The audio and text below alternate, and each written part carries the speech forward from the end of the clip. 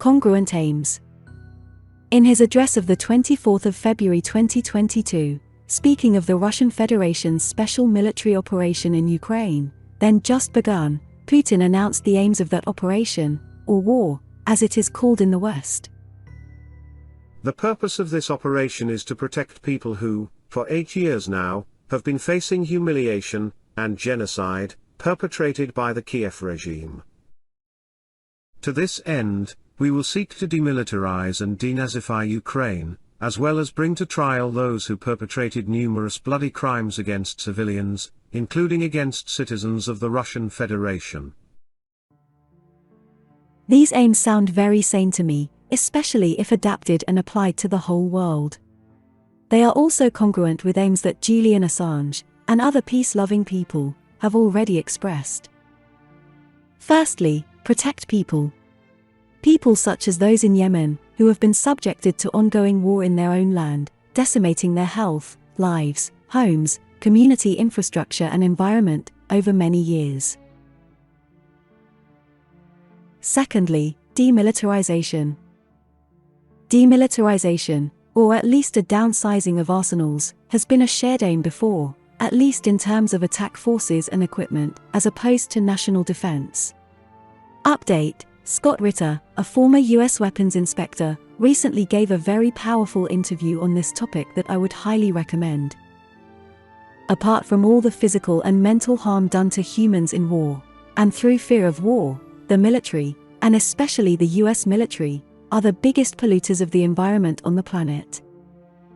Ironically, a fair amount of demilitarization has already been caused in Europe, and even the US, by the Ukraine situation, as it seems that much of the armament stockpile in those countries has already been sent to Ukraine, where most has been destroyed or captured by the Russians.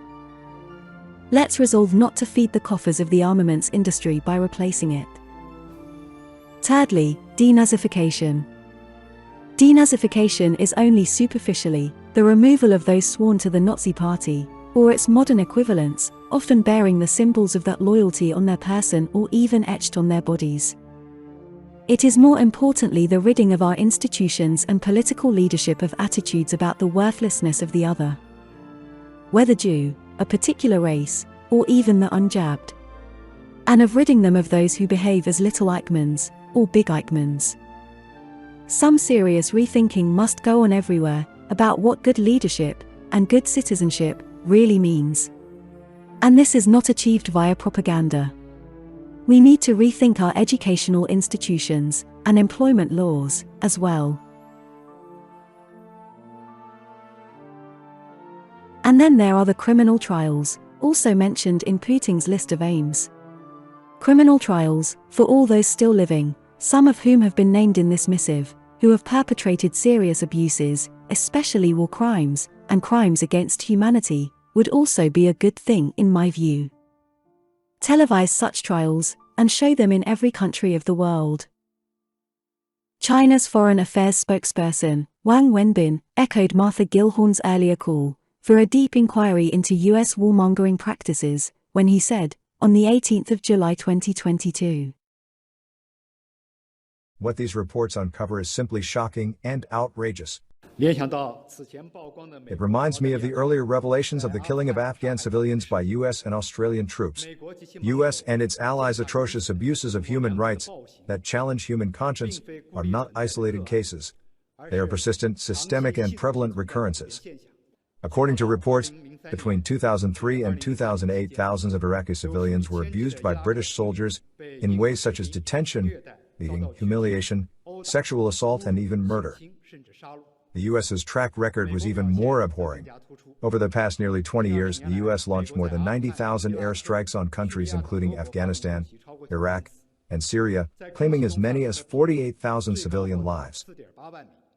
Farmers harvesting in the fields, children playing on the streets, families fleeing from wars and villagers hiding inside buildings all became U.S. troops' targets. Worse still, instead of reflecting on their atrocities, the UK and the US tried every possible way to deflect the blame. According to media reports, the Overseas Operations Act 2021, introduced by the British Parliament, shields British soldiers who committed torture and other serious crimes overseas, and hampers efforts to hold the perpetrators fully accountable. The British Ministry of Defence claimed to have conducted extensive investigation into British soldiers' acts in Afghanistan and Iraq, but 90% of the alleged war crimes were not looked into. Earlier, the U.S. government sanctioned ICC officials who had been investigating war crimes allegedly committed by U.S. troops in the war in Afghanistan. These are the facts. Those who were most vocal about defending human rights have turned out to be the deadliest murderers of innocent civilians, and those most fervently attacking other countries' human rights conditions are the ones who should be put in the dock on human rights.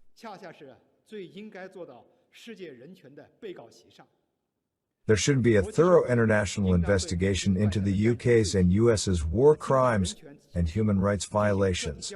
Let justice be done for the innocent victims and protect people all over the world from more bullying and cruelty. As a journalist from an earlier epoch, a friend of Roosevelt, and unfortunately, now a reviled writer, famously said, "Just so." Julian Assange, advocate for peace and justice. In the previous episode, Martha Gilhorn mourned that governments cannot, or will not, admit mistakes, and therefore apparently don't learn, and don't change. Julian Assange, and WikiLeaks, have already produced more authentic and detailed material on each of two US-led wars in Afghanistan and Iraq than has ever before been published. Our historic record, and hence our opportunities to learn from our past, have never been greater. And yet the legacy Western media continues to perpetuate falsehoods and myth, just as they did about the collateral murder events, before WikiLeaks exposed the truth. Sadly, as Assange himself noted, speaking during the press conference, on the 23rd of October 2010, on the release of the Iraq war logs, the first casualty of war is the truth. Yesterday, the website WikiLeaks released nearly 400,000 classified military documents on the Iraq War. They reportedly revealed details on thousands of previously unreported civilian deaths and alleged torture against detainees by Iraqi authorities. Its founder was among a panel who spoke at a news conference in London to talk about his group's findings. Thank you, Gavin. Because we don't have much time, I won't speak for long. But this disclosure is about the truth. Philip Knightley, the great investigative reporter and Australian who for the past 30 or 40 years has made the UK his home, said that the first casualty of war is the truth. But the attack on the truth by war begins long before war starts and continues long after a war ends. In our release of these 400,000 documents about the Iraq War, the intimate detail of that war from the US perspective, we hope to correct some of that attack on the truth that occurred before the war, during the war, and which has continued on since the war officially concluded. In that material, the deaths of some 109,000 people are documented. Internally declared, 66,000 civilians. Working with the Iraq body count, we have seen that there are approximately 15,000 never previously documented or known cases of civilians who have been killed by violence in Iraq. That tremendous scale should not make us blind to the small human scale that occurs in this material. In fact, it is the deaths of 1 and 2 people per event that killed the overwhelming number of people in Iraq. Julian Assange went on to say, on RT, on the 2nd of May 2011, but now censored by YouTube. Our number one enemy is ignorance. And I believe that is the number one enemy for everyone. It's not understanding what actually is going on in the world. It's only when you start to understand that you can make effective decisions and effective plans. Now, the question is, who is promoting ignorance? Well, those organizations that try to keep things secret, and those organizations which distort true information to make it false or misrepresentative. In this latter category, it is bad media. It really is my opinion that media, in general, are so bad that we have to question whether the world wouldn't be better off without them altogether. They are so distortive to how the world actually is, that the result is that we see wars, and we see corrupt governments continue on.